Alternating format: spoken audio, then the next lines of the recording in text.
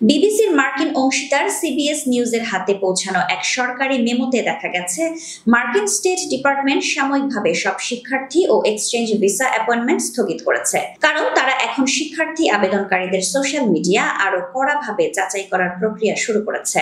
রাষ্ট্রদূত Tammy Bruce এই বিষয়ে বলেন, আমরা অত্যন্ত গুরুত্বের সঙ্গে বিবেচনা করি কে যুক্তরাষ্ট্রে প্রবেশ করছে। যাচাই বাছাই আরো কঠোর হবে।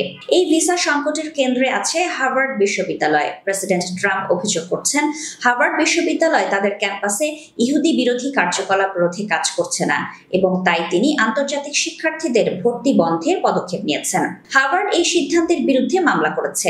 আদালত আপাতত সেই নিষেধাজ্ঞা স্থগিত করেছে এবং 29 মে শুনানি নির্ধারিত হয়েছে।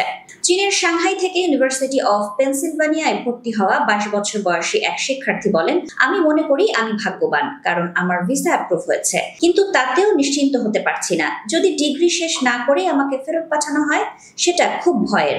গুয়াংজু শহরের এক শিক্ষার্থী, যিনি নিজেই একটি স্টুডেন্ট কনসালটেন্সি পরিচালনা করেন, বলেন, নিয়ম এত দ্রুত পরিবর্তন হচ্ছে যে কাউকে কোনো পরামর্শ দেওয়া কঠিন।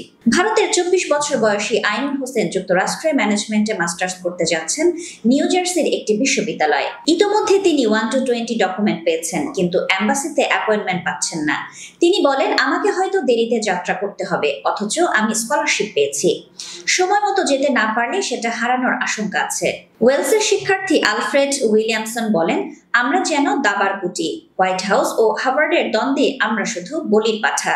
2023-24 শিক্ষাবর্ষে 210টির বেশি দেশ থেকে 11 লাখেরও বেশি শিক্ষার্থী যুক্তরাষ্ট্রে ভর্তি হয়েছেন।